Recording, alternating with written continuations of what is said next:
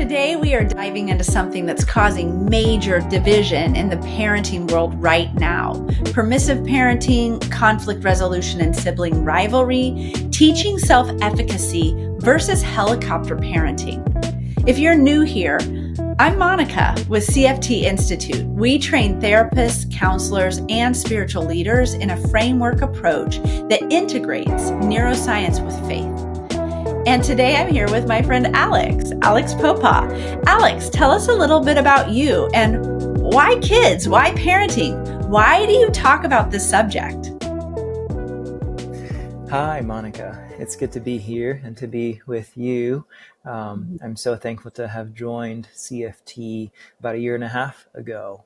And as you know well, my work for over a decade was serving at a home and school for children. So in many ways, this passion of working with family and children, I discovered it as I was growing in my capacities as a person who wanted to pursue a counseling trajectory, which is what I get to do now. So, we want to do good things in life. And when you think about what is it that I want to do, I want to impact people positively. So how can we impact society positively?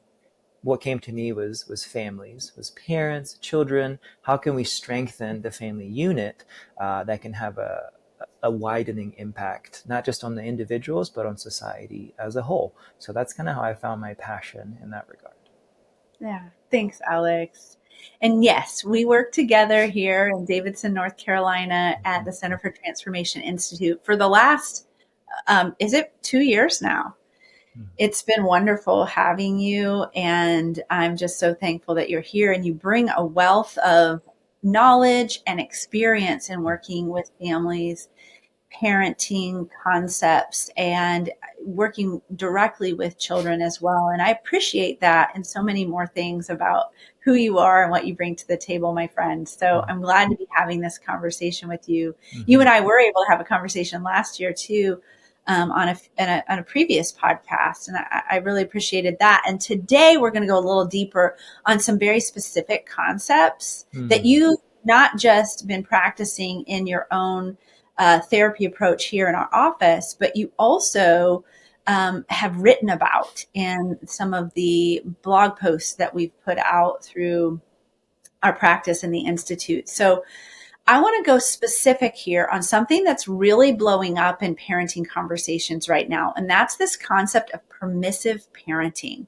So let me explain a little bit to our audience first so we can be on the same page as we head into this conversation. Permissive parenting is a trend where parents are stepping way back and letting natural consequences do all the teaching. Hey, they forgot their homework? Fail. Didn't pack their lunch? Well, be hungry then. You broke your toy? Well, too bad. The idea is that kids are learning responsibility faster when they actually experience the fallout of their choices rather than having parents rescue or lecture them constantly. It's a direct pushback against helicopter parenting or over-involvement of the parent. But here's the controversy. Critics say that this is just neglect rebranded. They argue it lacks empathy, damages connection, and can feel punitive, especially for younger kids or kids with developmental challenges. Supporters say it's about raising resilient, self-sufficient kids who learn to problem solve without depending on adults to fix everything. So here's the question for you, Alex. You've been teaching, as I've observed, and I know from the experiences that I've seen you have here at our center, you teach about healthy conflict management and helping kids develop self-efficacy. What do you think about permissive parenting? Is it healthy boundary setting that builds independence, or are we risking emotional neglect of the child? Yeah, thank you for that overview of those terms and how they interact with one another.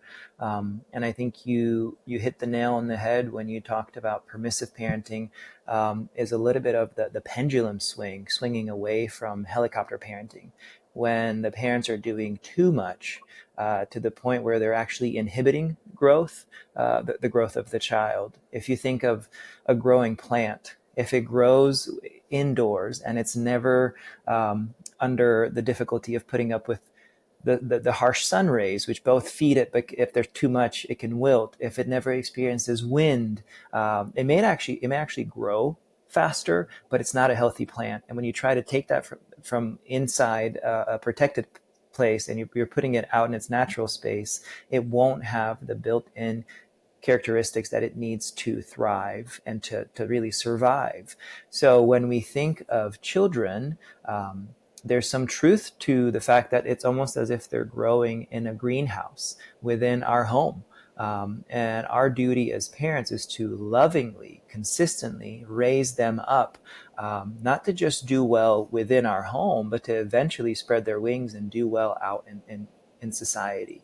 So I think there's a time and place for natural consequences to naturally teach children a lesson. But if parents take a backseat approach and they leave their children to suffer in those situations on their own without being relationally connected, the child isn't learning a lesson. What they're experiencing sounds a little bit more like a little bit of an abandonment, or they feel like they're suffering alone, which can actually resemble more of some attachment issues and potentially trauma versus the child actually learning to thrive and grow. So Yeah. permissive parenting can be a missed opportunity to engage with our children and to really to strike the iron while it's hot and to teach them good lessons. That's a wonderful way to explain it, Alex. And I think when you were talking, I was just getting word pictures in Mhm. my mind. I don't know if word pictures is the way to say that, but like images in my mind, maybe flashbacks from my own pre-parenting experience. My oldest is going to be 23 this year, which is crazy. But before he was born, I just remember reading all the books and thinking, this is the way I'm going to do this, and having the strategy, but I didn't know the child yet. Right. And so it's like we can try to kind of fit these concepts into this box of like, hey, this is what this looks like to parent this way. But really what we want to do is connect with our children uniquely and relationally and be discerning and calm in our nervous system as we connect and allow them to grow. I love the analogy of the greenhouse. So thank you for that.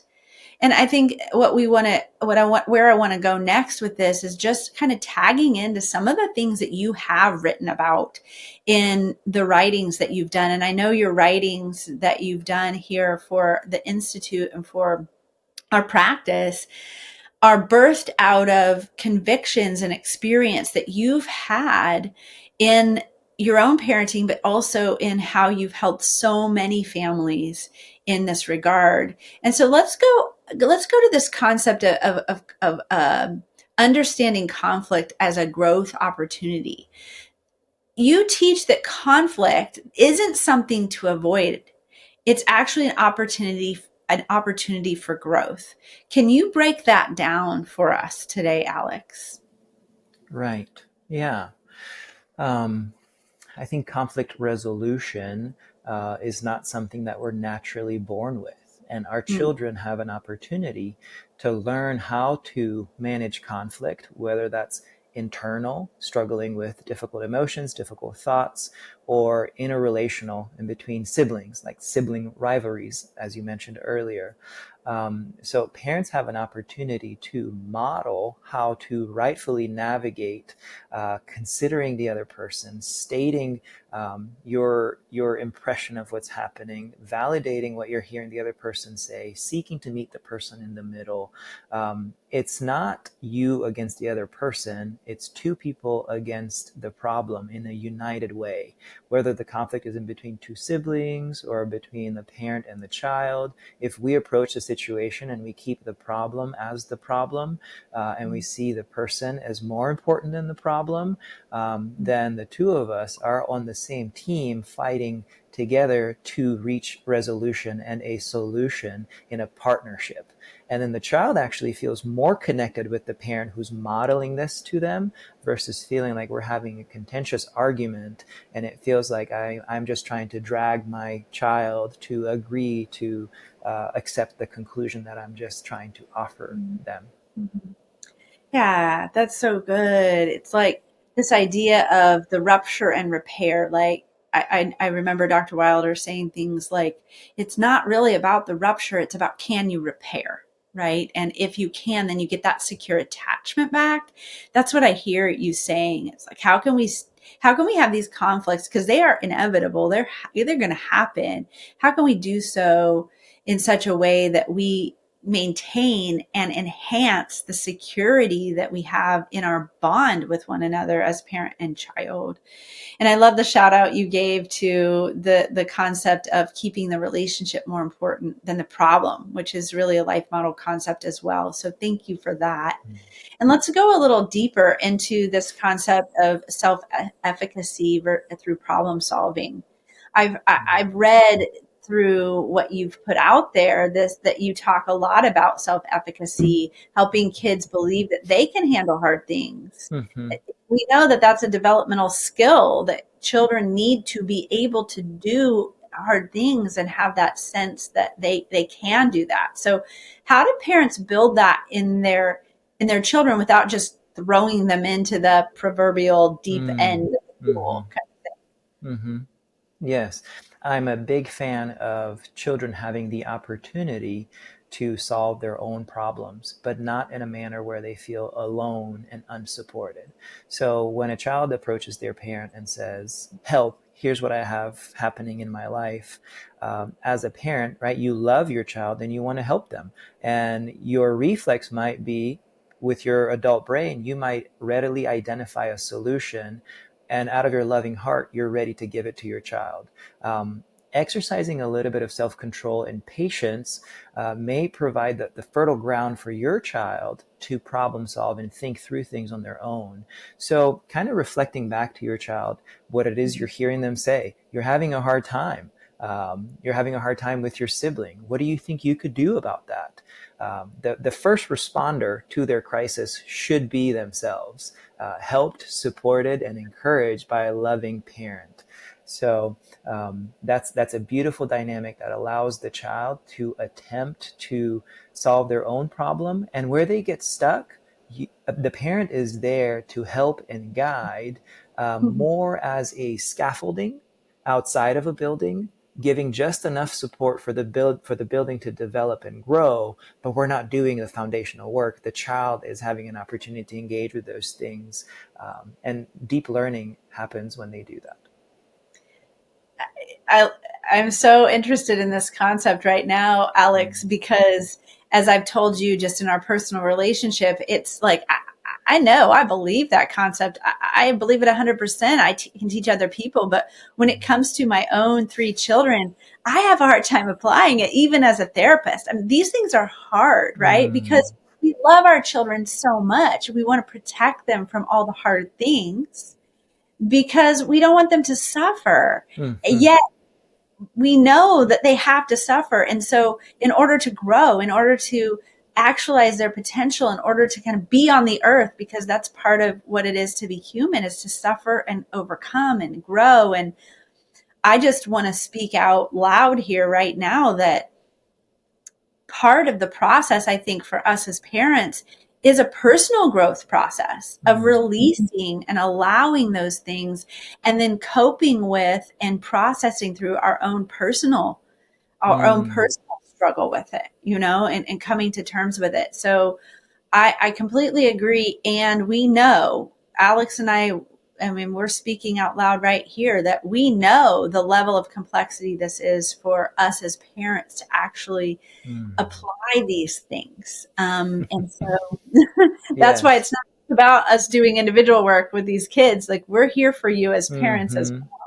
well, right? Yes, very much so. Yeah, there's no parent shaming here. All of us, in theory, can parent with imperfection, right? And then putting it into practice, that can be quite difficult, because we're human too, right? So when somebody that we love is experiencing a crisis, their central nervous system is inviting us to join their crisis, and what we have to try to do is to keep our relational circuits stay on so that we can actually respond as ourselves.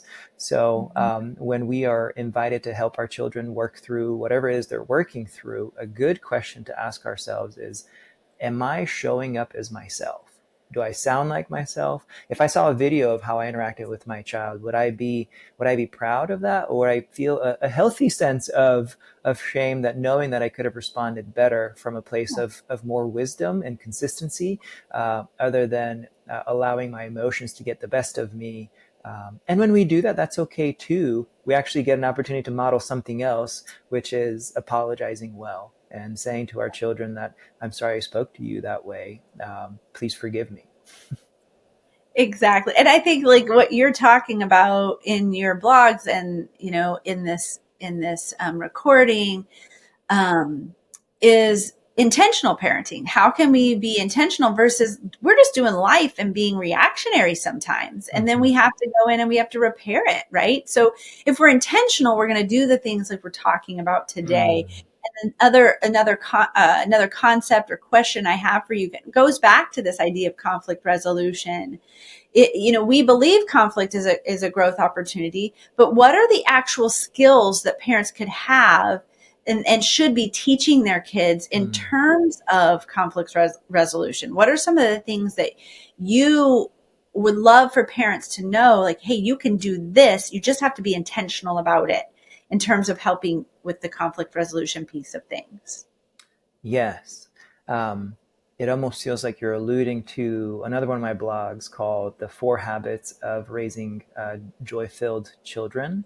I Mhm. go into more detail there. And of course, the book goes into even greater detail about four concepts of these habits. In the first one, it's really easy to remember because it's ABCD. Sometimes as parents, we just kind of want, how can I remember what I'm supposed to do? Well, all of us know the alphabet. We've sung it to our children multiple times. So, A, B, C, D of raising joy filled children. A stands for attunement. Now, in order to be attuned, we have to be online. We have to care. We have to be involved. We have to put our technology aside and to pay attention to what's going on with our children. An attuned parent is one that's able to say, even before the child has even verbalized that they're in distress, hey, how are you doing? And the child might even be surprised that, how did you know something's going on with me? It's almost like a parental instinct that comes from just being attuned to the nonverbals and just the way your child presents themselves. Because you care about them, you can tell when they're themselves or something's a little bit off. But again, it has to be intentional, like you mentioned. The second concept, B, is building bounce. Um, it's a fun term. What it's referring to is helping our children find their way back to joy from distressing emotions. Again, we have to be the ones that initially teach them how to do this. It happens from before a time where they could speak, when they were nonverbal, when they were children, when they were infants, and we soothed them. Something's wrong. They're crying because they're cold, because they're hungry, because they need their diaper changed. We were attentive parents and we responded to that need, and we helped bring them back into a state of peace and calm. Now, as they grow, we interact with their needs differently, and the child begins to have more of a responsibility to partner with us in coming out of that distressing emotion, right? Sometimes they can even verbalize what they were thinking, what's bothering them, what they think they could do about it. We reflected on that concept earlier and inviting the child to interact with the crisis and see if they can fix it themselves. So building bounds is helping children grow in their capacity to return to joy with intentionality. Mhm. Correcting with care is the next part, standing for the letter C. Um, Simply giving a punishment to a child when they've misbehaved um, is not doing our job as parents, and we can kind of check off the box because we've done something about it. Um, there's a concept in a book called No Drama Discipline that kind of helps us with three questions. if we want to correct with care, it's helpful to consider these three questions as we engage with a child that perhaps has just recently misbehaved. First is, why did they do what they did? Why did they say what they said? This helps us put on the lens of their world, which helps us attune with them better, like we just mentioned earlier. The second one is, what lesson could I teach? The word discipline should not be a synonym of punishment. Discipline is bringing up, teaching in righteousness, teaching good things to our children because we delight and love them. So, what lesson could I best teach? And the third question is, how could I teach it best? Sometimes within this, the answer to this third question of how could I teach it best, it may be that a natural consequence with a good conversation is all that's needed. If a child gets wet because they forgot to bring their raincoat and you suggested that they make sure to pack it, but they were careless in doing so, and they come home and they're soaked, the last thing they need from you is to give them a consequence of, a 30-minute timeout because they didn't bring their coat, right? What they need from you is more of a relationally connected, man, I'm so sorry that that happened to you. I know we talked about your raincoat. Maybe you forgot, maybe you were careless, but I hope that next time you're able to bring it, because our heart isn't for them to suffer. Our heart is for them to learn. And we're correcting them within the um, arena of relationship. It's not us against them, it's us for them. Um, so the last. That's Yeah. Oh, I'm sorry. You were going to say something else, but I'll just add in right there real Mm, quickly this idea of we don't want to add insult to injury kind of mhm, thing, right? It's what you're saying. Like we want to be relational. We don't want to be in enemy mode. Like I told you so. You should have done what I said. That's not about the child and the relationship. That's about, being right, as correct. the parent. And we want to choose the relationship over that every time. Yes. And sometimes as a parent, we feel like we have to raise our volume and our tone because we feel like the child isn't hearing us. The reason the child isn't hearing us because they're in a state of distress. Their brain is not in a place where new learning can take place. They're struggling to come out of their conflict. They're in fight or flight mode. They're not at a place where they feel safe, secure, and they're ready to engage with new concepts and new learning. So connecting with them first actually helps bring their brain back online, their relational capabilities re-engage, and the words that we are saying as parents can actually have fertile soil where they can be received versus just being thrown out, and we think, you're not hearing me, maybe I should raise my tone so you can hear what I'm saying.